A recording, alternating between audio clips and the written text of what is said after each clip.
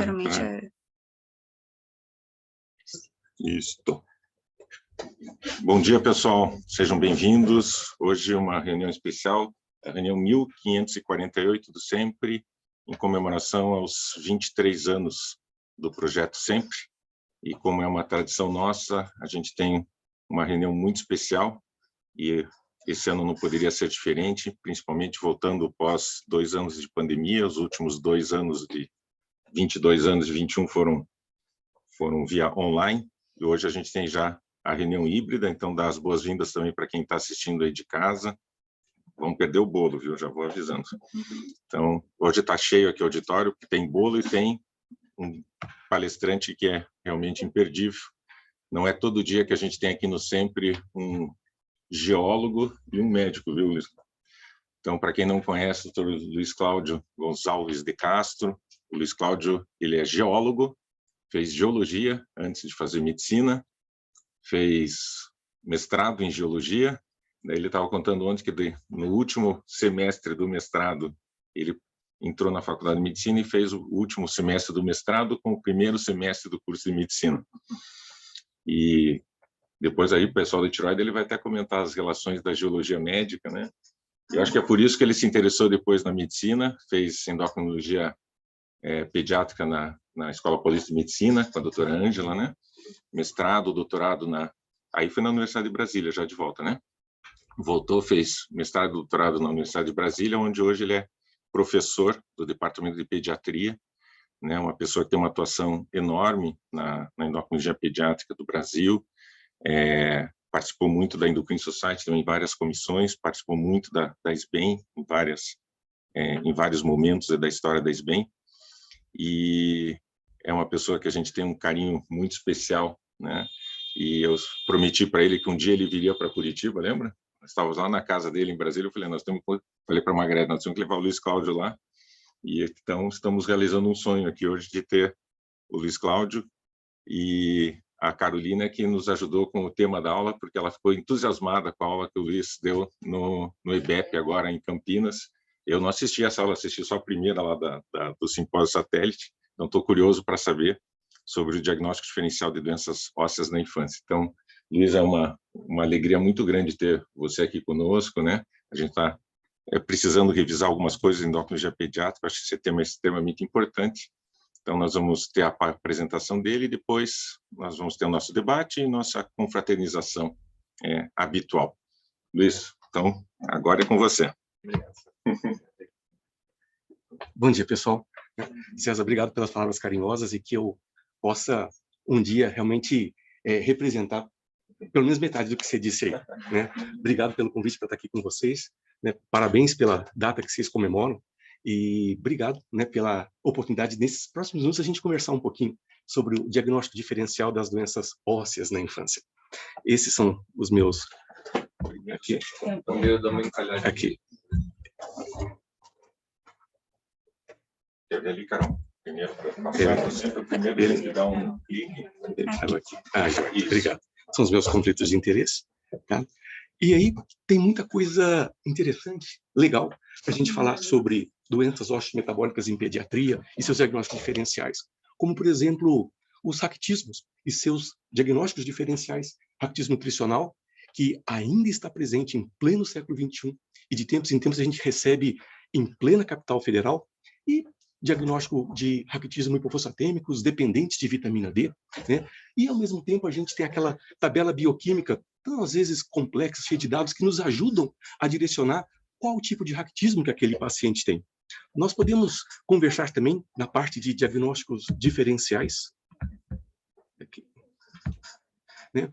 Daquelas situações que cursam com fragilidade óssea, desde situações em que a fragilidade óssea é decorrente de uma hipomineralização óssea, que a gente não consegue mineralizar a nossa matriz osteoide, como no caso das osteogêneses imperfeitas, na rara hipofosfatasia, até o espectro oposto, a fragilidade óssea decorrente de uma hipermineralização óssea, osso muito rígido, muito denso, como na osteopetrose e os tipos de osteopetrose, porque o osso muito rígido também é um osso muito frágil, ele precisa de ter flexibilidade. E nós podemos conversar também sobre situações especiais, como, por exemplo, aquelas decorrentes do imprint genético, que, de acordo com a origem daquele alelo mutado, nós podemos ter doenças diferentes, como acontece no pseudo-hipoparatiroidismo e nos vários tipos, 1A, 1B, 1C, 2, e situações ainda mais raras, em que a gente tem uma criança que herda alelos doentes de dos dois pais, e tem uma associação entre pseudo-hipoparatiroidismo com fibrodisplasia ossificante progressiva. Raro, mas a raridade existe.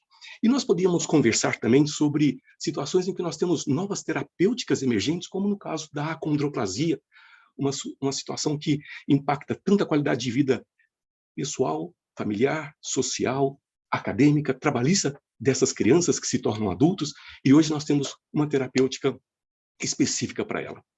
Mas dentro de tudo isso, eu estava pensando, poxa, nesses últimos 2 anos, a gente tem passado por situações tão delicadas e a gente aprendeu a comemorar a vida, a respeitar as amizades e lembrar da importância de comemorar também as conquistas, os resultados do nosso trabalho.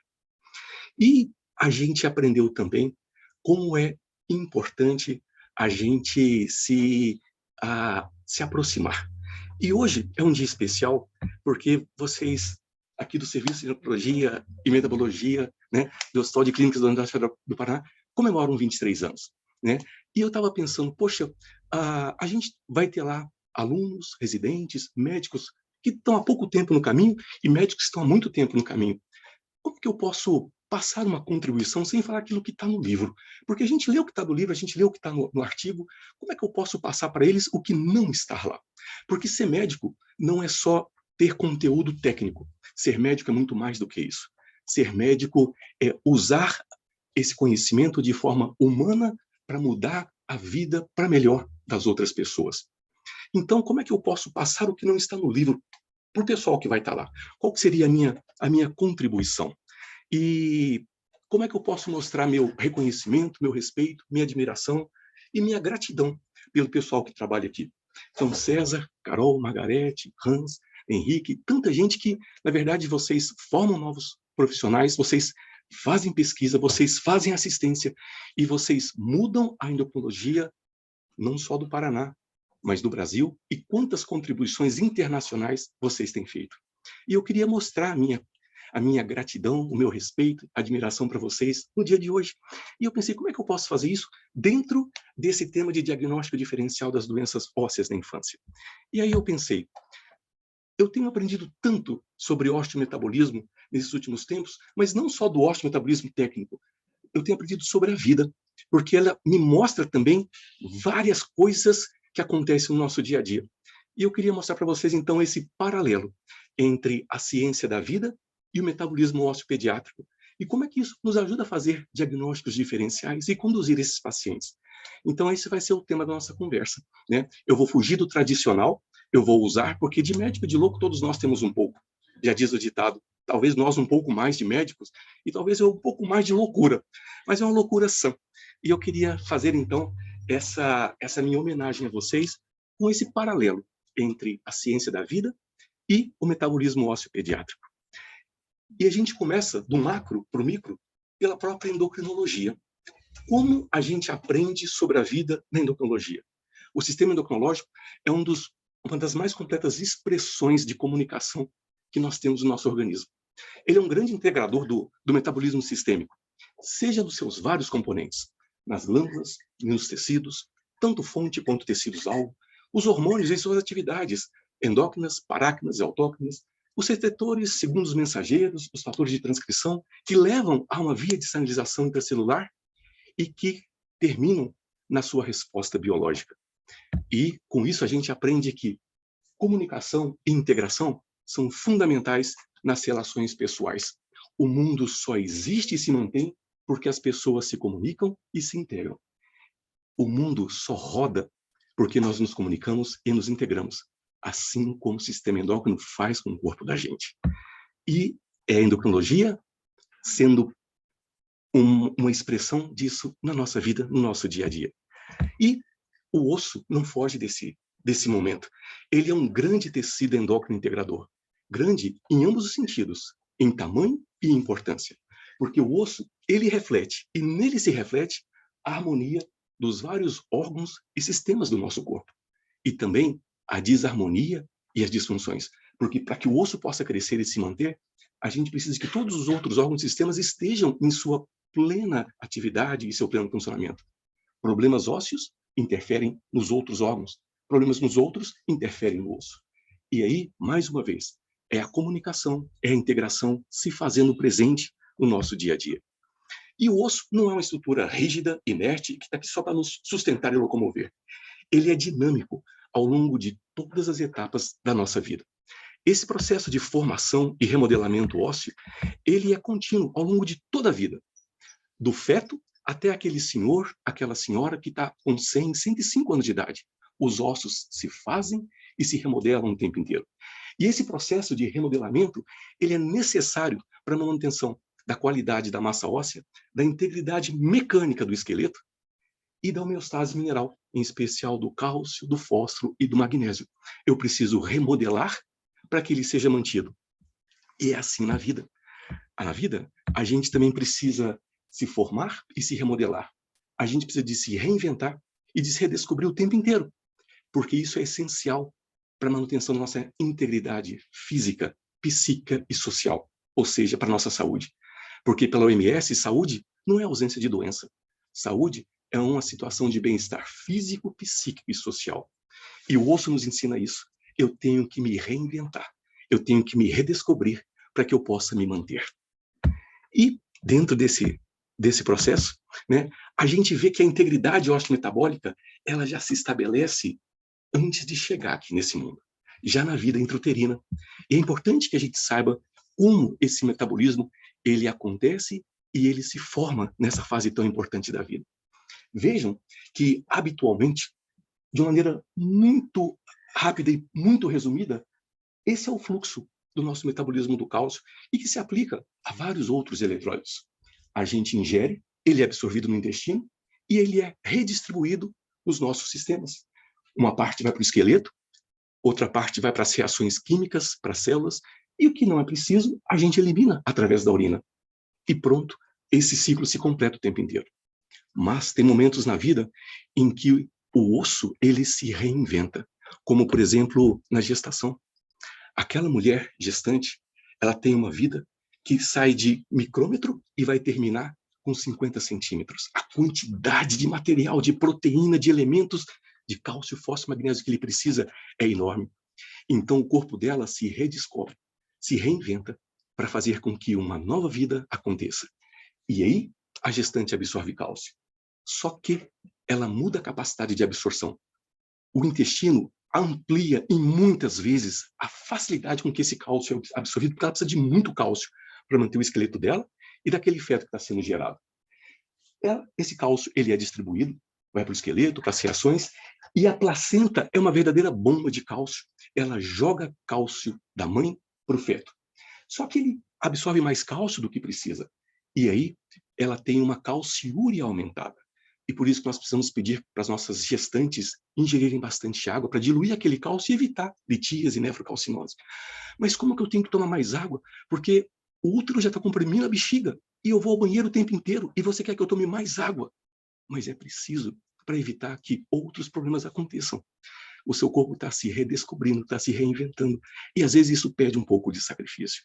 E como é que acontece essa questão do cálcio, do fósforo e do magnésio na gestação? Lembrem que o feto ele é gestado em um ambiente hipercalcêmico, hiperfosfatêmico e hipermagnesêmico. Quando a gente compara a concentração de cálcio na mãe e no feto, vejam que a do feto é muito maior. Só que, pela química, a gente tem um gradiente de concentração. Geralmente a gente vai do maior para o menor, a gente redistribui. Aqui é o contrário. A gente vai contra um gradiente de concentração. A placenta, ela joga cálcio da mãe para o feto contra um gradiente de concentração, para ter material para formar aquele esqueleto. E isso acontece com os outros eletrólitos também, magnésio e fosfato. E como é que isso se dá? Lembra então que aquele cálcio da circulação materna, na parte superior da placenta, ele entra através de um transporte facilitado. As proteínas transportadoras, como a calbindina, levam cálcio de uma membrana a outra. E quando passa da placenta para o feto, nós temos mecanismos ativos para que essa extrusão aconteça. Nós temos proteínas que fazem isso acontecer e que dependem de energia. Proteínas que fazem a troca do cálcio pelo sódio e uma outra proteína que joga cálcio com toda a força da placenta para o cálcio. E essas duas bombinhas, elas precisam da proteína relacionada ao PTH e precisam do calcitriol para funcionar. E é por isso que a gestante ela tem que estar suficiente em vitamina D para que ela possa jogar cálcio do seu sangue para o feto contra um gradiente de concentração. E aí os cuidados com o nosso osteometabolismo já começam com as gestantes que estão criando todo aquele processo, a integridade, para que o feto ele se proteinize, mas ele também forme seu esqueleto com a integridade necessária. E dentro desse contexto, o que a gente lembra que a gente faz um paralelo com a nossa vida? Muitas vezes nós temos que nos reestruturar, nós temos que nos doar para que outras pessoas possam viver e sobreviver. E outras vezes, outras pessoas têm que se doar e reestruturar para que nós possamos viver e nós possamos sobreviver. Mas as coisas não param por aqui. Esse feto, ele chega num momento em que ele nasce, chega a esse mundo. E esse osteometabolismo, ele continua. E as coisas vão um pouquinho diferente. A lactante, ela precisa de colocar cálcio, fósforo e magnésio naquele bebê, porque ele nasce com 50 centímetros e vai terminar o final do primeiro ano com 75. Ele vai ganhar 25 centímetros, 50%. Eu tenho que jogar cálcio, fósforo e magnésio através do leite. E como é que a lactante faz isso? O corpo se reinventa, ele se redistribui. A ingestão de cálcio volta ao que era normal antes da gestação, mas ela vai tirar cálcio do seu esqueleto para ter material suficiente para jogar através do leite materno para o neonato e para o lactente até os 2 anos de idade. Ela reabsorve mais cálcio da urina. A lactante, ela chega a perder 5 a 6% da sua massa óssea durante o processo de lactação. E depois que ela para de amamentar, ela recupera completamente essa massa óssea em 6 meses. Nós não temos nenhuma droga, nenhum fármaco para tratar a osteoporose que tenha essa velocidade de recuperar 5% da massa óssea em 6 meses. Isso não existe. Só na natureza. E aí, a gente aprende que a reestruturação e a doação, ela pode ser seguida de momentos em que a gente se desfaz para fazer outro. Mas depois tem a lei do retorno.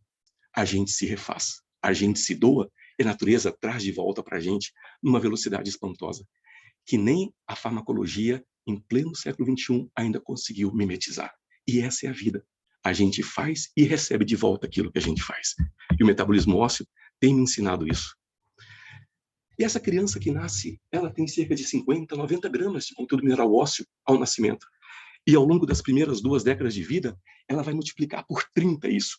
De forma que a mulher chega a cerca de 2.400 gramas de mineral no seu esqueleto, aos 20 anos, e o homem 3.300. E como é que acontece esse processo? Na verdade, nós temos uma história de ganho de massa óssea. E essa história, ela mostra que meninos e meninas começam ganhando massa óssea de uma maneira muito semelhante. De repente, as mulheres se descolam e ganham massa óssea mais rápido. E além de ganhar massa óssea mais rápido, elas vão atingir um pico de massa óssea também mais rápido do que o homem. Nós temos diferenças. Vejam que as mulheres estão aqui em laranja e o que acontece com os homens em marrom. O pico de massa óssea nas mulheres é mais baixo, atingido mais cedo. No homem é mais alto e atingido um pouquinho mais tarde. E quando a gente começa a ganhar essa massa óssea, 40% a 60% é quase que vertical. Acontece durante a adolescência, uma fase importante demais. Então, o que eu faço na adolescência reflete o meu pico de massa óssea. E depois a gente começa a perder massa óssea. É um processo fisiológico. Só que as mulheres, elas perdem massa óssea mais rápido após a menopausa por conta da insuficiência ovariana, deficiência de estrógeno. É assim que acontece.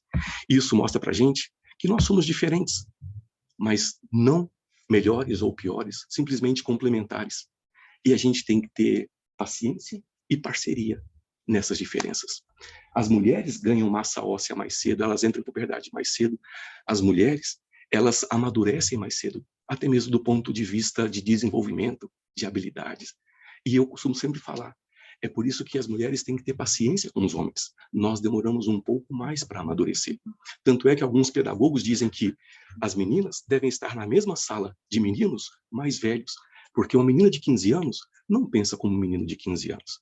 Ela pensa como um menino de 17, 18. E isso é fisiologia. Então, tenham paciência com a gente. Nós amadurecemos um pouco mais devagar. Não porque nós queremos, é fisiologia, faz parte. Né? E eu preciso entender isso para ter um outro conhecimento fisiológico importante demais. Adolescentes fraturam muito. E não é porque eles são peraltas ou porque gostam de esportes radicais. A fisiologia explica isso. Veja que a gente tem a curva de crescimento, em que nós crescemos, estabilizamos, fazemos um platô, aí a gente faz o estirão do crescimento, desacelera até parar de crescer, nas meninas e nos meninos. Mas o ganho de massa óssea não acompanha essa curva. Vejam que o ganho de massa óssea, ele é contínuo. E eu tenho o pico do estirão do crescimento antes do pico de aquisição de massa óssea. Existe um hiato. O osso cresce, mas não mineraliza na mesma velocidade.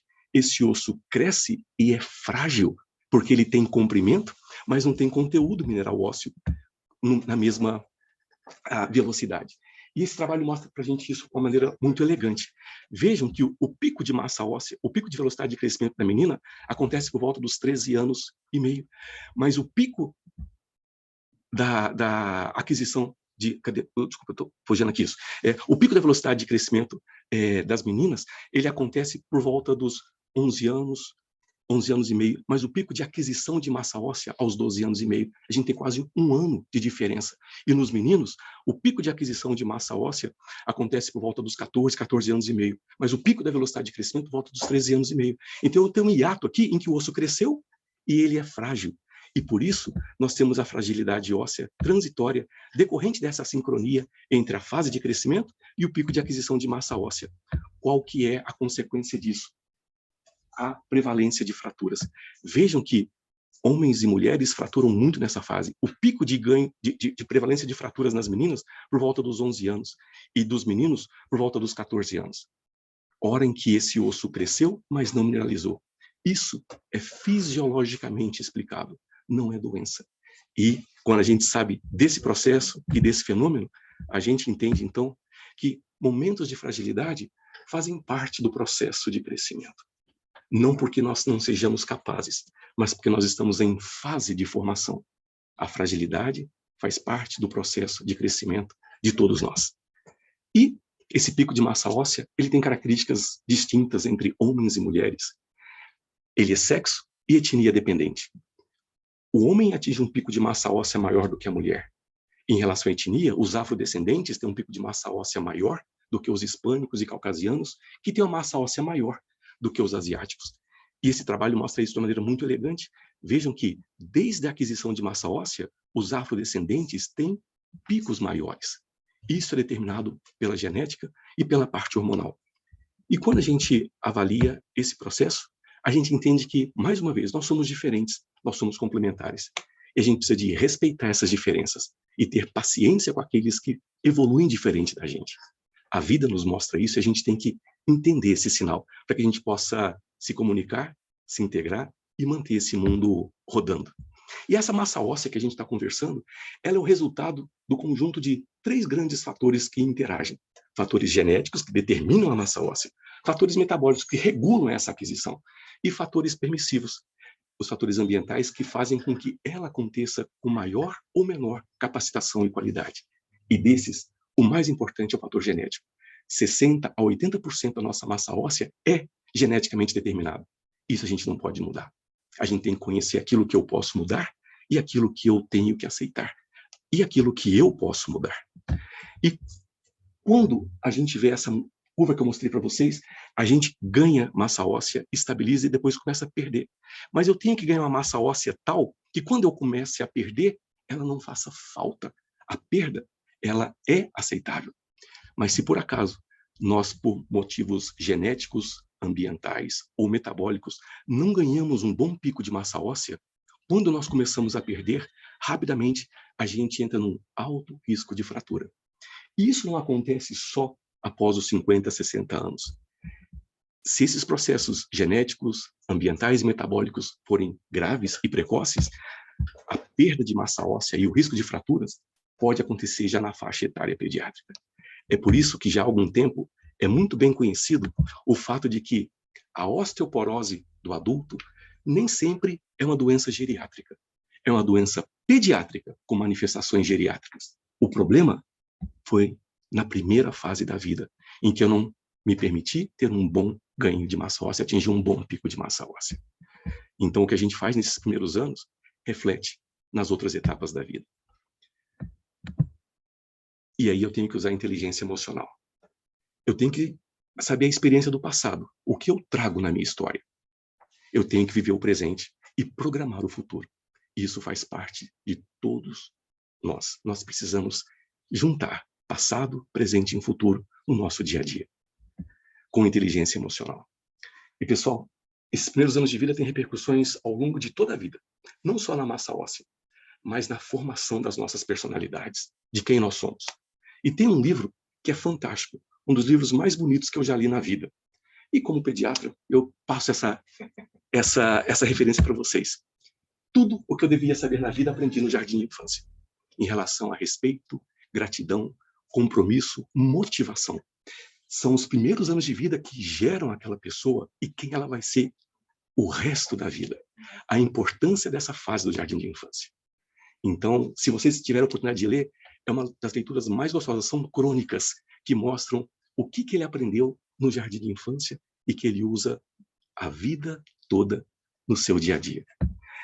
E dentro desse contexto ainda, né, a gente tem que ver, mas o que a pediatria então tem que ver com essa osteoporose do adulto? Na verdade, é nosso papel reconhecer crianças e adolescentes que têm maior vulnerabilidade genética quanto à aquisição de massa óssea. E a gente viu que a genética prepondera.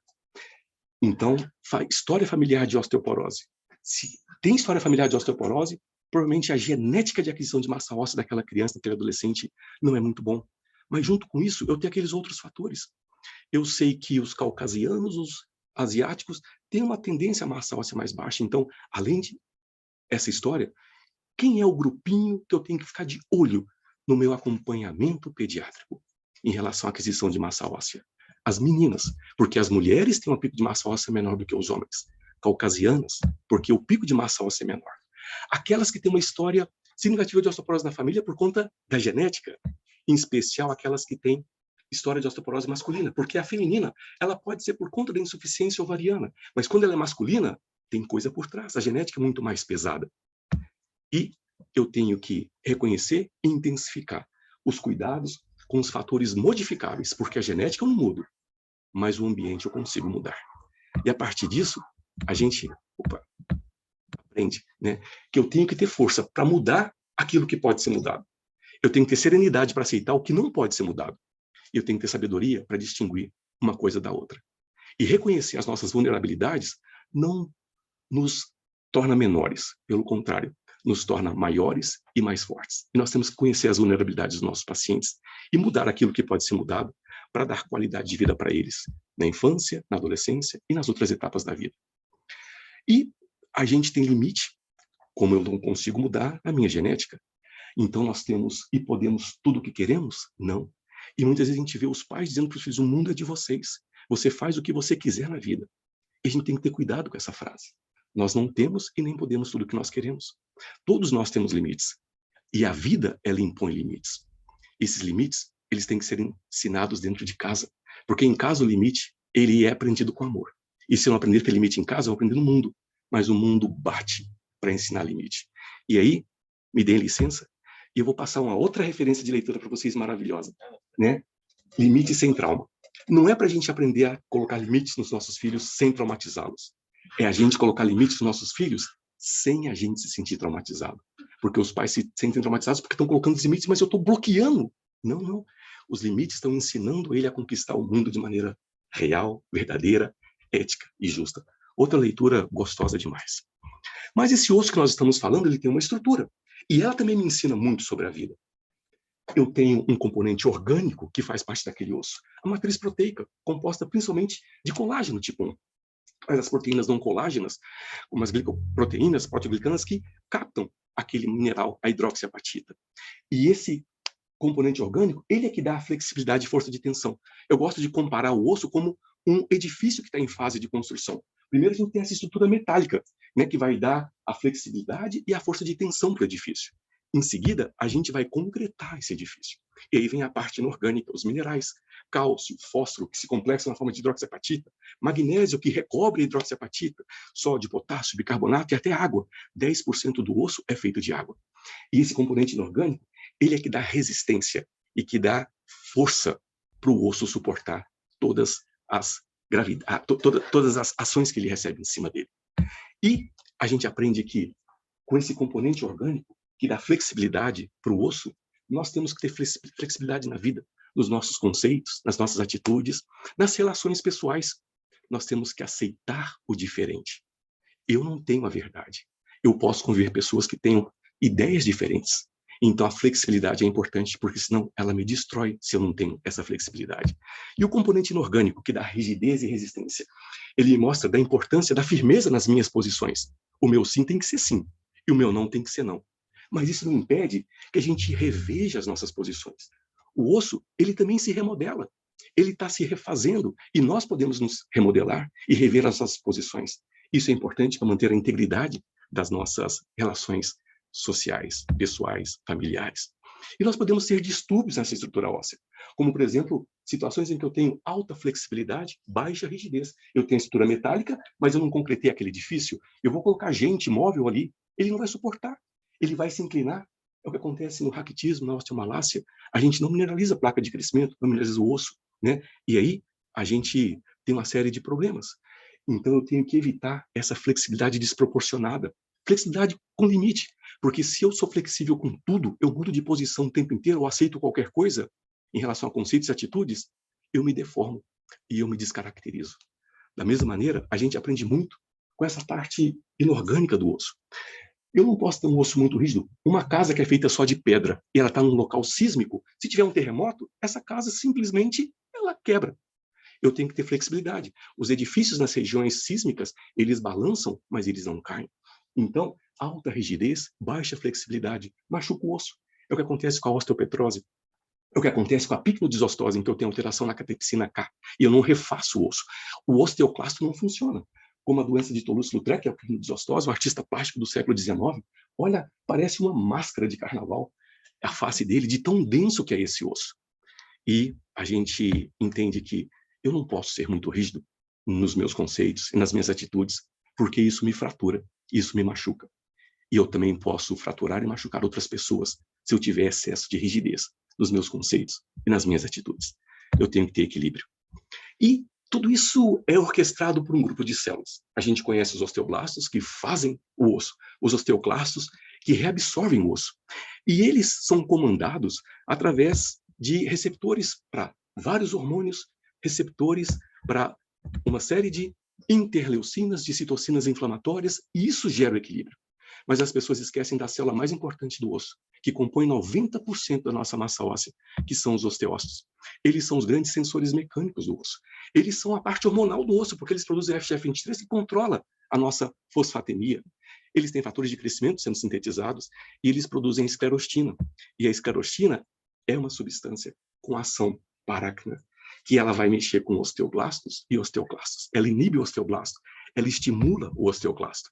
E essa esclerostina, ela vai mexer justamente com a alteração óssea na fisiologia e na fisiopatologia. Essas são micrografias do osteócito. Através deles, das superfícies, uma série de expansões dendríticas, que são mecanosensores, são liberadas.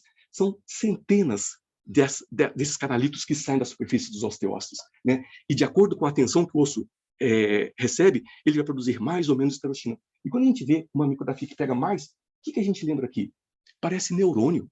Então, os osteócitos, eles compõem a parte inteligente do osso, o cérebro do osso.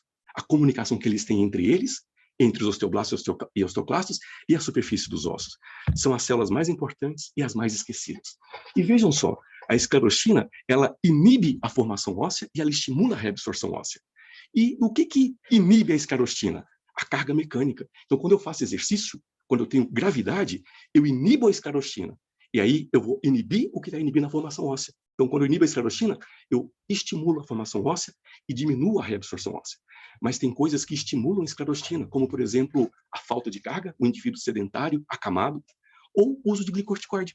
Então, a gente entende agora por que aquela pessoa que está acamada há muito tempo começa a fraturar. Aquela pessoa que não faz atividade física tem um osso mais frágil. E o paciente que usa glicorticoide tem o risco de fazer a osteoporose induzida por glicorticoide, porque o glicorticoide consegue estimular a síntese de esclerostina. Então, a gente consegue entender muita coisa a partir dessa ação dos osteócitos, que são tão esquecidos. Só que não é só por aí. Vejam que o osteoblasto, na sua superfície, ele produz o rank ligante, que vai ligar o receptor, o rank, que está no pré-osteoclasto. Os pré-osteoclastos têm que se fundir, formar células multinucleadas, maduras, e aí elas vão reabsorver o osso, através desse complexo rank ligante. Mas não é só isso que faz os pré-osteoclastos se fundirem e se amadurecerem. Nós temos as células do sistema retículo endotelial, do sistema inflamatório.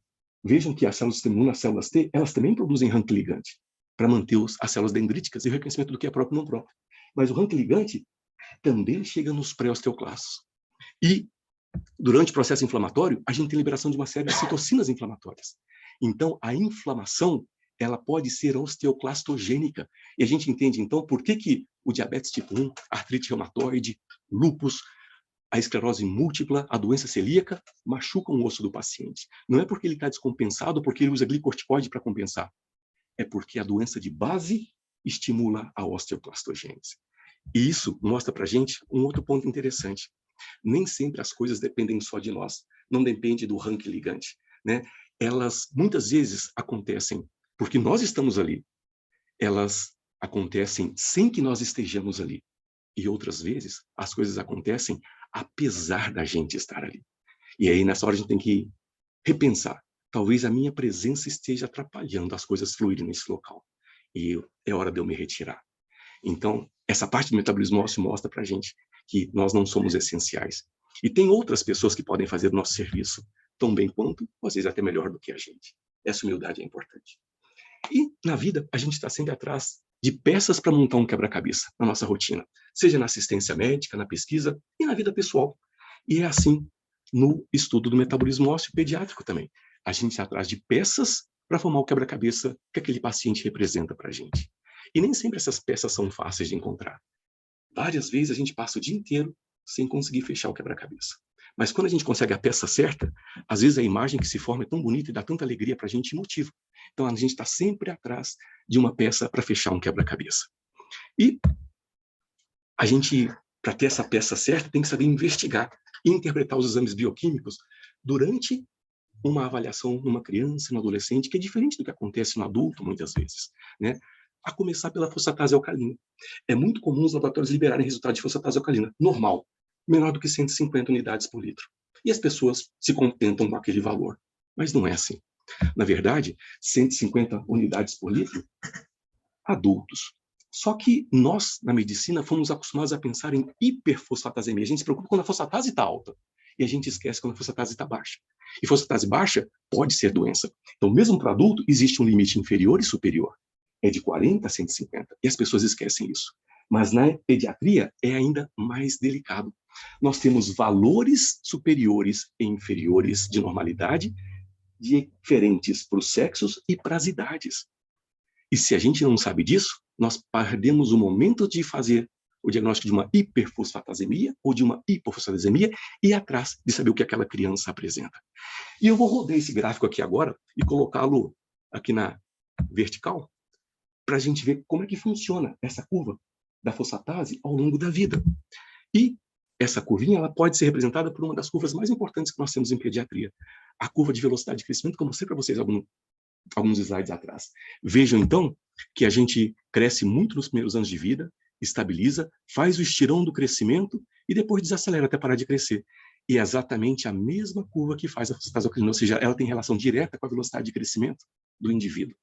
Só que eu tenho que lembrar que eu posso ter pessoas da mesma idade em fases diferentes da puberdade. Essas três meninas têm 12 anos. Eu tenho uma pré-pubre, uma pubre inicial e outra mulher feita. Esses garotos têm 13 anos. Eu tenho um pubre inicial e um rapaz feito. Ou seja, não é a idade cronológica. É a fase puberal que nos interessa em relação à fosfatase alcalina. Então, mais do que a idade cronológica, nós precisaríamos de que a fosfatase alcalina fosse distribuída de acordo com a fase puberal que aquele indivíduo se encontra. Aí é mais precisa a minha avaliação. E eu tenho que lembrar que a fosfatase, ela não é específica de tecido. Ela não é só produzida no osso, ela é produzida nos ossos, nos rins, nas células germinativas, na placenta, no intestino. E por que isso é importante? Porque a quantidade de fosfatase alcalina, ela pode me preocupar e eu tomar medidas inadequadas se eu não sei que ela tem várias isoformas. Se eu estiver diante de um paciente que só tem fosfatase alcalina alta, cálcio, fósforo, PTH, tudo normal, eu tenho que lembrar que pode ser uma outra função, uma outra isoforma que está alterada. E a gente lembra que na criança, 80% a 90% da fosfatase é óssea, mas no adulto é bem menor, 50%, 30%. Então, na criança, a gente pode ter situações como essa, por exemplo, um garoto de 3 anos que faz uma avaliação de rotina e coloca fosfatase alcalina. A avaliação de rotina, colocar fosfatase não tem sentido, mas as pessoas pedem. E aí vem com 1.300 de fosfatase, tumor ósseo. Tem alguma coisa muito grave nesse garoto. Cálcio, fósforo, PTH, tudo normal. O que a gente tem que lembrar em pediatria? Faz as frações, as isoformas. E quando a gente faz, a fosfatase óssea é completamente normal, quem tem elevada é hepática. E em pediatria isso é comum, porque existem alguns vírus que têm tropismo pelo tecido hepático. Virose, só que não faz parte da nossa rotina pedir fosfatase depois que a criança teve um resfriado, um adenovírus. Mas se a gente pedir, a gente ia ver isso. Pode chegar a 3.000 de fosfatase. Isso pode demorar semanas e meses para normalizar. Então, a gente tem que ter cuidado na hora de pedir exames e saber interpretar. Porque senão a gente pode sair pesquisando coisas nesse garoto que não precisavam. Era só uma reação pós-virótica, né, que ele apresentou e depois isso normaliza. A gente não pode esquecer que o fosfato, ele é idade dependente.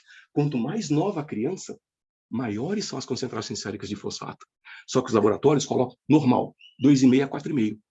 E às vezes nós recebemos crianças com 3 anos de idade que têm um fosfato de 3. Está normal, é de 2 a 4,5. Não, essa criança está hipofosfatêmica e eu deixei passar. Então eu tenho que saber que o fosfato ele é idade dependente e quais são os valores para cada faixa etária.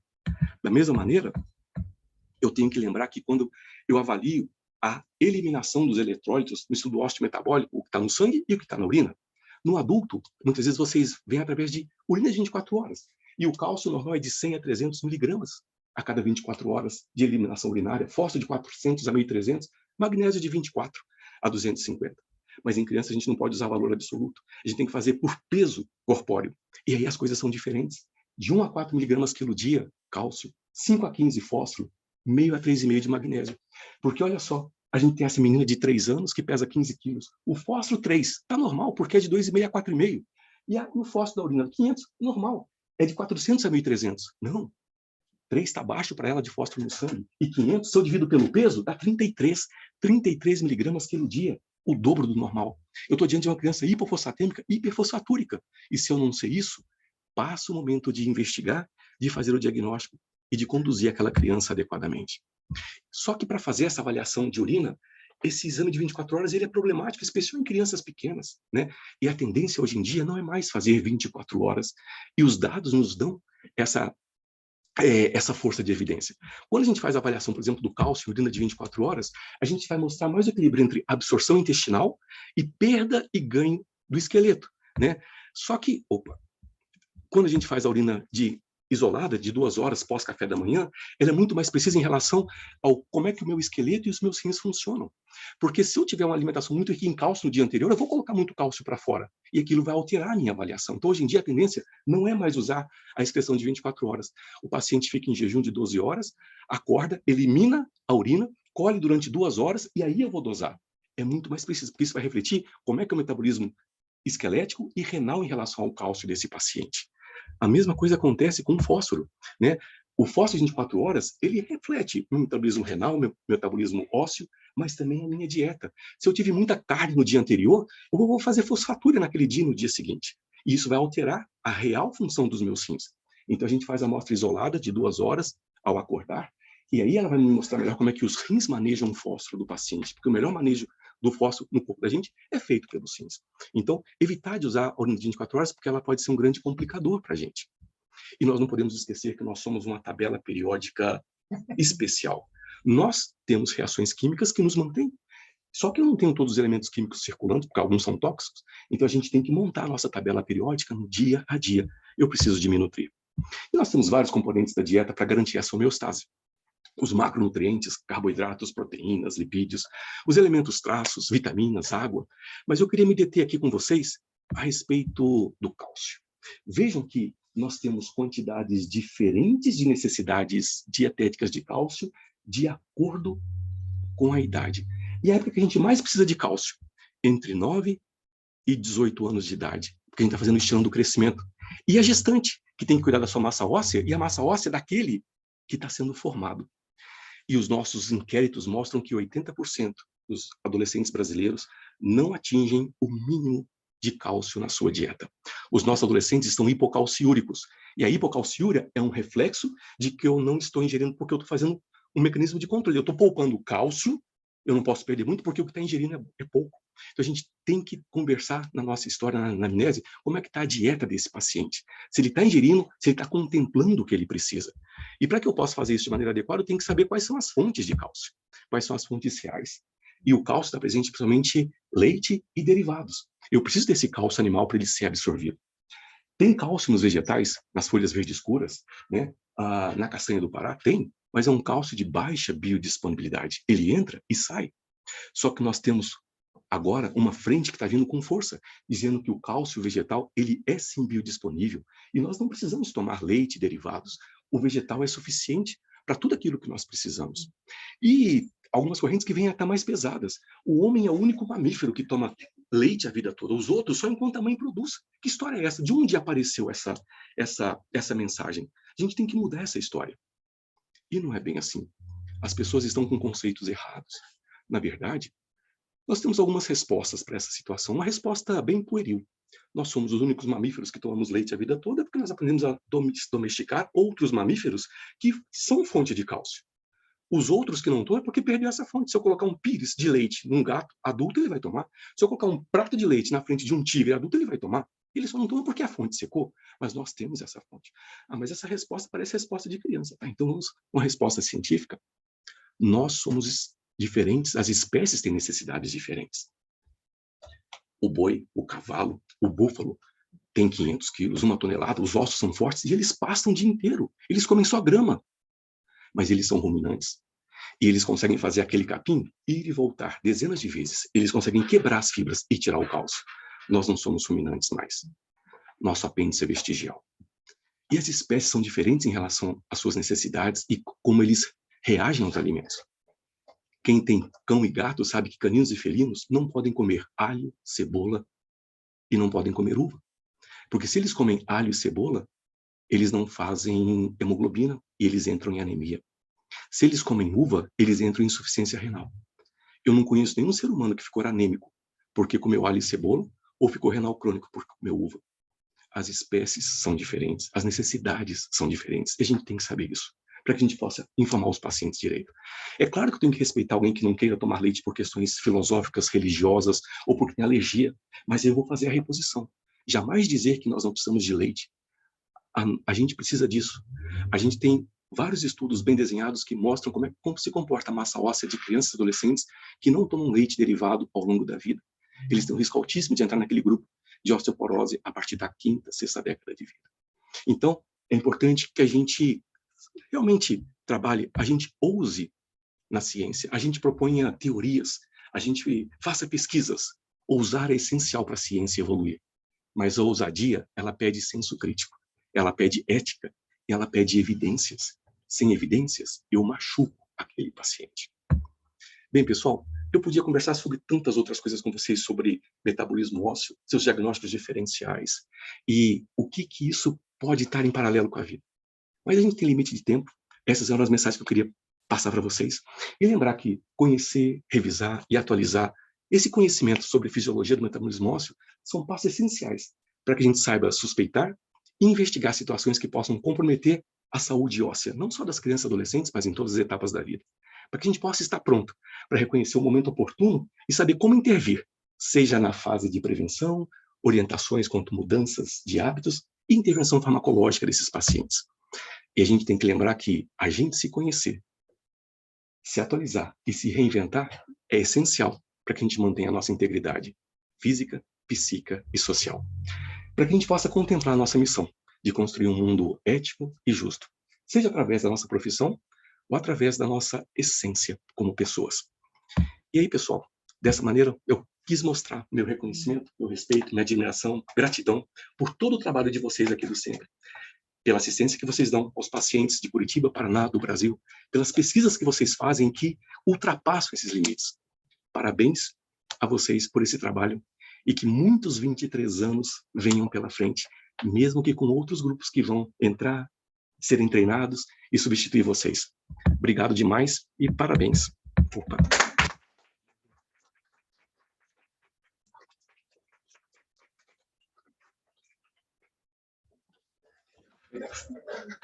Sem palavras, né? Pode ficar aqui, Luiz, se eu tiver comentários, perguntas. Henrique, por favor. Obrigado. Você contou para a gente uma história gostosa do fantástico presente. Você, no seu tempo, muito obrigado. Eu que agradeço vocês. Obrigado. Parabéns. Sem dúvida nenhuma, né? É algo que eu não esperava, né? Então, eu estou até ainda pensando como falar. Foi, acho que, uma das maiores homenagens que a gente já teve aqui nessa história. A gente precisa que a pessoal que está vindo aí, né, construa esse ossinho que não deixe acabar. Claro, eu fiquei impressionado, não sabia que havia só pelo de massa óssea gestante na lactante. A minha pergunta é se existe alguma diferença entre múltiplas e qual é, de certa forma, existem regiões onde você não tem essa quantidade de cálcio suficiente. Então, existe algum estudo que mostra a diferença entre múltiplas em termos de massa óssea? Sim, né? Tem muita coisa interessante. A primeira era uma preocupação nossa. Lembra que a gestante, a adolescente, ela está construindo massa óssea. E a gente pensava, mas então a gestante adolescente, ao invés dela fazer massa óssea, ela está perdendo massa óssea. Será que a gestante adolescente vai atingir um pico menor e isso vai ter problemas lá na frente? Aí os estudos começaram a ser feitos e mostraram que mesmo a adolescente que está em fase de ganhar, ela perde durante a fase em que ela é lactante e ela recupera numa velocidade espantosa. E o pico de massa óssea daquela adolescente que foi gestante é igual àquela mulher que não foi gestante durante a adolescência. E continuaram a investigar. Mulheres que tiveram um filho e que tiveram 3, 4, 5, tem diferença nesse pico de massa óssea? Não. A recuperação acontece muito rápido, porque mesmo que você tenha gestações muito próximas, tem que ter pelo menos 9 meses, e a gestante, ela não perde massa óssea. Na verdade, o que ela faz, ela absorve mais cálcio pelo intestino, então aquele momento é suficiente para ela refazer a sua massa óssea e perder lá na frente, né? Agora, o grande ponto é, nas situações em que você tem uma dieta inadequada, porque falta substrato. Então, mesmo que o corpo esteja preparado, ele tenha processos para manter aquela massa óssea, se não tiver a matéria-prima, a obra final ela não acontece. Então, o grande impactante negativo é uma dieta pobre em cálcio em regiões em que ela não acontece. Aí sim, a massa óssea fica comprometida naquela que não foi gestante e naquela que é gestante, principalmente na que é gestante. Então, a dieta é o grande fator limitante. Não é interessante isso, né? Tem aqui uns no chat, deixa eu abrir para eu poder...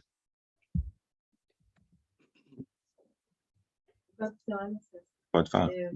Parabéns, obrigada, Gustavo, pela aula fantástica. Eu vim esperando, até falei para apagar a luz para a gente ver um monte de raio-x. E no fim a aula foi muito mais gostosa e mais até importante do que isso. Eu costumo falar quando eu dou aula, eu pego esse momento de transição, então na aula que eu dou, inclusive daquelas, quando você mostra aquele do pico da velocidade de crescimento, pico da massa óssea, eu uso isso muito, eu uso com uma caneta, né, para mostrar. Eu uso com uma caneta para mostrar para os adolescentes que eu atendo que o osso tem que ter mecânica, né? Tem que ter essa flexibilidade, tudo. E reforçando, então, o pessoal que atende esses adolescentes, eles estão no quarto, escondido, não pegam sol, não tomam refri, e é onde o gás do refri atrapalha, tomam um pouco leite, etc. Então, assim, pensando realmente em futuro, é desesperadora a necessidade de tirar esses adolescentes de dentro do quarto, melhorar o hábito alimentar e botar leite. E a quantidade... Eu fui estudar o que era ovo vegano, lacto vegano, para entender o que meus adolescentes estavam fazendo. Gente, eles tiram tudo. Eles tiram tudo. Eu fui estudar isso para entender a clínica que eles estavam falando. É absurdo, absurdo. É preocupante, na verdade, né, Margarida? A gente está entregando para o pessoal da clínica de adultos um grupo com alta probabilidade de massa óssea baixa e osteoporose lá na frente. É complicado. Tanto assim, o veganismo ou o vegetarianismo, se a pessoa optou, tudo bem, a gente vai conversar, mas tem nutrientes que precisam de ser repostos. Então, todo mundo que é vegetariano tem que repor zinco, tem que repor cálcio, tem que repor ferro. Não tem isso na parte vegetal. E muitos deles não fazem essa reposição. Então, eles estão ficando também anêmicos. E lembra que o zinco, ele é importante como cofator enzimático em uma série de reações. Então, eles estão se machucando, mas estão se machucando com o apoio de profissionais. Essa é a grande preocupação. Agora eu vou provocar meu marido. O cara que escreveu o Sapiens é vegetariano, vegano. Está errado, nós somos carnívoros. Nós temos que comer carne, nós temos que comer leite. A gente tem que comer, não adianta. Filosofia à parte, nós temos que comer. Uma coisa que eu falo muito assim com os pacientes, a gente conversando, vocês estudaram isso lá no primeiro ano primário. Existem os animais carnívoros que comem carne. Os herbívoros que comem plantas. E nós somos o quê? O que você aprendeu com o professor, com a professora? A gente é onívoro. O que é onívoro? É aquele que pode comer carnes e plantas? Não. É aquele que precisa dos dois reinos. É assim que nós somos. Agora, se eu não posso, por questões... Tem pessoas que têm alergia à proteína do leite de vaca, tem pessoas que não podem comer carne. Essas pessoas, elas são tratadas de maneira a repor aquilo que não vem da dieta. Então, eu preciso de um tratamento específico. Isso é importante. Isso é ciência. Não foi a gente que inventou isso. A ciência de décadas mostra isso, né? Só lembrar que vegetarianismo, não o radical vegano, o leite não está escrito. Carol, e depois a Adriane. Carol. Cláudio, parabéns pela aula maravilhosa. Você sempre me surpreende com essas aulas que a gente não perde um minuto. Eu adoro ficar assistindo. Muito obrigada. Excelente. Então, aproveitar que a Margarete falou, né? Então a gente sempre bate nessa tecla do cálcio, do leite, a gente escuta muito dos pacientes essa história, e é muito complicado, né? Porque os próprios nutricionistas ficam falando, e a gente fica no meio ali. Então, acho que faz parte, né? Nós, como endocrinologistas, mostrar essa verdade. Eu até no IDEP eu comentei que o feto nasce com 25 gramas de cálcio, né? Então, como que ele faz para chegar num pico de massa óssea, a não ser aumentar? Tem que ter matéria-prima, né? Tem que repor a matéria-prima, como você falou, né? Eu dou aula aqui na unidade escola, onde a gente atende toda a comunidade da Universidade Federal do Paraná. É impressionante a quantidade de alunos que são veganos. Né? E eles comem no RU, então eles não têm fonte láctea nenhuma, né, desses vegetais que são caros, não são muitas vezes palatáveis. Então, é um problema futuro, né? Com certeza. Então, a gente tem visto muito isso. E assim, tem alguns inquéritos que mostram que os nossos adolescentes, em especial, eles estão hipocalciúricos. Isso é concreto, quer dizer, se eu estou colocando pouco cálcio para fora, eu estou poupando, porque não está entrando. Então, a hipocalciúria é um mecanismo de compensação e reflete a baixa ingestão que eles estão tendo. Isso é preocupante. A gente está passando para vocês um grupinho que vem com a massa óssea aí comprometida. A gente tem que mudar essa história, Margarete. Obrigado. Queria fazer uma pergunta em relação aos exames, porque quando eu voltei lá do EDEP, eu até comentei numa reunião aqui com os residentes sobre o cálcio, né? Porque a dosagem do cálcio na urina, que é um grande problema, o cálcio da urina 24 horas para nossos pacientes, né? Coletarem, tanto aqui quanto no consultório. E você falou com tanta força, né? É importante que o cálcio pode ser 2 horas. Valores de referência, como que a gente faz para interpretar esses resultados? Tá. Então, assim, a melhor maneira da gente avaliar... Eu posso ter o cálcio urinário absoluto, mas a relação com creatinina. Então, nós temos tabelas que mostram a relação cálcio-creatinina, se ela está dentro de um padrão normal, o paciente é hiper ou é hipocalciúrico. Então, posso passar para vocês depois essas tabelas? Então, a relação com creatina, ela mostra muito para a gente. O fósforo é a mesma coisa. Então, a gente procura fazer a relação cálcio, fósforo ou magnésio com creatinina naquela urina de 2 horas, e ela reflete muito bem o manejo renal, né? Mas principalmente do fósforo. Porque, lembra, pessoal, que a gente foi programado para absorver fósforo demais na vida, né? Isso é explicada através da evolução das espécies. Tudo começou naquele caldo primordial no oceano. E lá é difícil a absorção de cálcio. Então, os animais marinhos, eles têm uma habilidade enorme de absorver fósforo, né? Cálcio e fósforo, por conta dos seus exoesqueletos e até os que têm endoesqueleto. Então, a habilidade de absorção de fósforo dos animais marinhos é muito grande. Só que, na evolução das espécies, nós passamos para a vida terrestre. Só que a gente trouxe essa capacidade de absorver fósforo junto, sem precisar. Porque a gente tem muito mais abundância de fósforo. Fósforo está em tudo, né? Porque fósforo está no ácido nucleico, então onde tem proteína tem fósforo. Tanto é que os néfros, eles têm uma grande dificuldade, que é manejar a hiperfosfatemia do paciente renal crônico, né? E aí, a gente tem um mecanismo de colocar fósforo para fora, que é FGF23. Então, por que existe FGF23? Para colocar fósforo para fora do nosso corpo, porque a gente absorve demais. Só para vocês terem uma ideia, a gente absorve 40% do cálcio dietético. 40%. Nós absorvemos 70% do fósforo dietético. Então, cálcio, eu absorvo 40%. Fósforo, a gente absorve 70% do que a gente ingere. Eu tenho que colocar isso para fora. Por isso que a calciúria normal da criança é de 1 a 4 miligramas quilo dia, se a gente fizer de 24 horas. E de fósforo é de 5 a 15 miligramas. Eu coloco muito mais fósforo para fora, porque eu absorvo demais. Então, se a gente pega a urina de 24 horas e eu tive um churrasco no dia anterior ou muita carne, eu vou colocar muito fósforo para fora e vai ser, na verdade, não representa a minha capacidade de manejo renal. Representa o que eu fiz da minha dieta. Enquanto que aquela urina de 2 horas, ela representa muito melhor como é que os meus rins manejam o fosfato. Esse é um dos motivos de ter se pedindo agora, né, se pedindo, para a gente avaliar a urina de 2 horas. Ela reflete mais o manejo renal e o metabolismo esquelético, sem o interferente da dieta do dia anterior. Esses são os pontos maiores. Mas a relação cálcio-creatina eu passo para você depois dessa daí. Você distribui o pessoal. Uma tabelinha. É. Quer dizer que não é Adão e Eva? Você me deixou decepcionado, mas tudo bem. Achei que era da Adão e Eva. Fala, Parabéns, pessoal. Obrigado.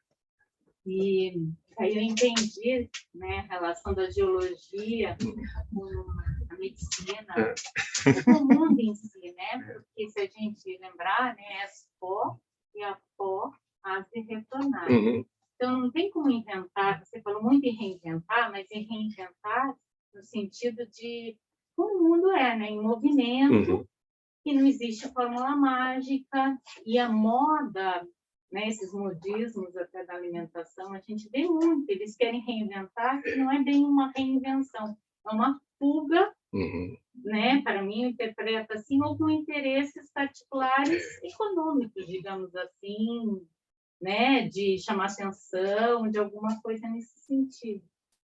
E a gente sabe que tudo está em tudo, né, se você estudar uma coisa, né, como você mostrou, estudar um osso, algo específico, mas está tudo o que existe no mundo está ali. Se você começar realmente a entender com olhos de um investigador, mas da natureza humana e divina, está ali, está em tudo. Então, eu não sou muito do osso, não. Né? O pessoal sabe, eu não entendo de osso, mas assim, quando a gente olha com esses olhos, a gente vê toda essa magia, essa coisa linda. Essa mania toda, obrigada, né? por essa manifestação e parabenização e reconhecimento, né? Eu me sinto lisonjeada, ossificada. É merecedor. Da terra, né? Da terra e do céu. Então, Luiz, a doutora Leila Maia, que está lá em Paranavaí, palestra maravilhosa. Caio Lagano, excelente aula, aprendi mais do que somente metabolismo ósseo, muito obrigado. A Fátima Afonso, que foi nossa residente, excelente palestra. Doutora Gleine, que apresentão para todos nós. E uma mensagem muito importante do doutor João Adriano Barros, que é o chefe do nosso departamento de clínica médica, que estava nos assistindo. Parabéns ao sempre excelente palestra.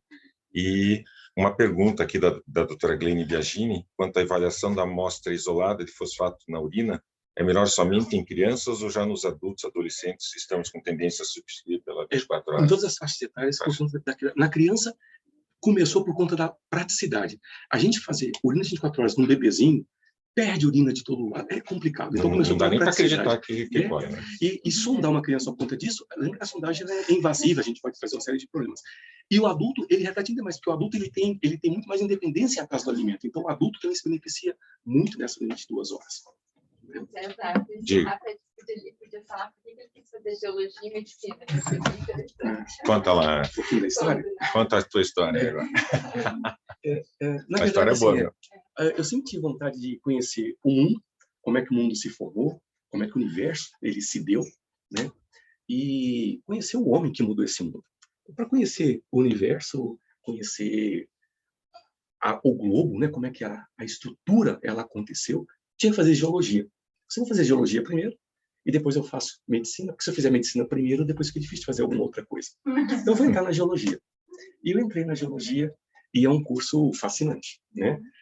Ele integra o mundo na cabeça da gente. Geologia, a gente tem muita física, muita química, muita biologia, e a gente entende como é que o mundo se estrutura. E é um curso tão bonito, tão fascinante, que quando eu me formei, eu falei, poxa, mas eu não entendi nada de geologia ainda, é muita coisa, eu tenho que ir adiante, então eu vou para o mestrado. Né? Aí eu vou fazer mestrado, que aí eu vou entender um pouco mais de geologia. Aí eu fui para o mestrado.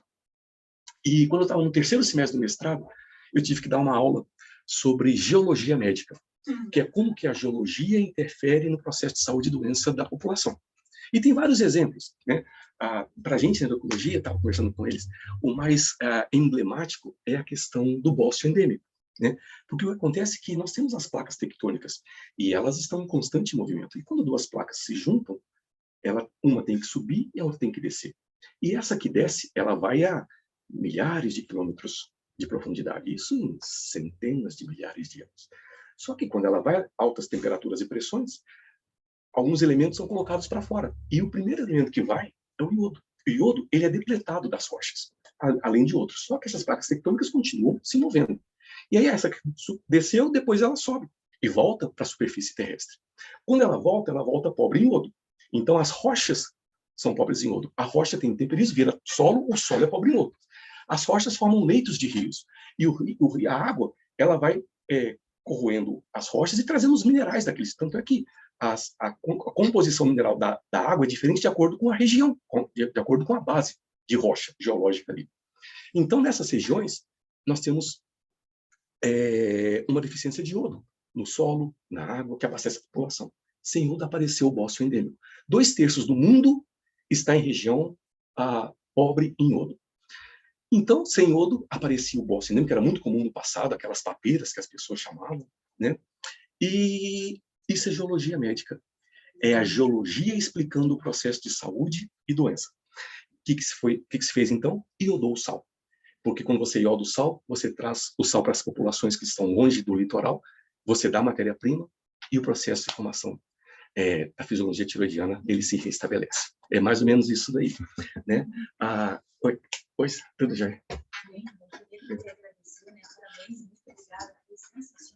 Obrigado a você. É emocionado. Eu queria que você falasse um pouquinho assim, que a gente, por definição, é carnívoro. A gente se comporta como onívoro e agora está querendo virar herbívoro. Eu queria que você falasse o que você acha. Nós somos. Onívoros. Na verdade, assim, toda a ciência, através dos vários estudos, mostram que nós realmente somos onívoros. Nós precisamos de produtos de origem animal e origem vegetal para o nosso corpo funcionar. A gente é uma máquina, né? A gente não funciona do jeito que a gente quer. É aquela sabedoria. Tem coisas que eu posso mudar e tem coisas que eu não posso mudar. E o funcionamento do meu corpo é uma dessas. Então, nós fomos programados para funcionar a partir de determinados elementos que entram para que as reações bioquímicas aconteçam. Então, nós somos onívoros. Eu preciso de produtos animais e vegetais. Mas, ao mesmo tempo, a gente tem que respeitar aquelas pessoas que não podem comer determinados alimentos, né? O celíaco, que não pode o glúten, mas pessoas com alergia à proteína do leite de vaca, pessoas que têm alergia à própria carne, né? Então, quando você não pode ter um desses nutrientes na dieta, a reposição é importante. Então, você repõe, no caso do vegetarianismo, quando a gente estava conversando, cálcio, ferro e zinco são essenciais de serem repostos, porque o alimento vegetal não traz essa quantidade biodisponível suficiente. Pra você ter uma ideia, para uma pessoa que come brócolis, e para ela ter cálcio suficiente, ela tem que comer, em média, de 800 a 1.000 gramas de brócolis por dia. Quem come 1 quilo de brócolis por dia? Mas aí vem um outro problema. Tem muita fibra. Se eu comer essa quantidade com muita fibra, a fibra ela vai reter ali alguns nutrientes também. Então, não adianta nem ter volume. A absorção fica comprometida. Então, nós somos onívoros. E a ciência mostra isso. Até agora não teve nenhuma mudança nessa fisiologia nossa, mas sempre é aquela flexibilidade, respeitando quem não pode e suprindo aquilo que a pessoa precisa, mas que não vem através da dieta dela. Essa é a sabedoria, né? É reconhecer como nós somos e adaptar a cada indivíduo, seja porque ele não pode, porque ele não quer, mas o que ele deve fazer para se cuidar, né? É assim que eu vejo. Obrigado de novo. Então, nós vamos encerrar aqui para a gente poder ir para a festinha, que é bom, né? Para a gente cortar o bolo. O Luiz Cláudio já sabe que tem que cortar o bolo, tirar foto. Então, pessoal de casa, obrigado pela presença. Vou encerrar aqui a gravação dessa apresentação maravilhosa, desejar um bom final de semana para todos e para quem está aqui, convidar para o nosso café, a nossa confraternização. Um abraço.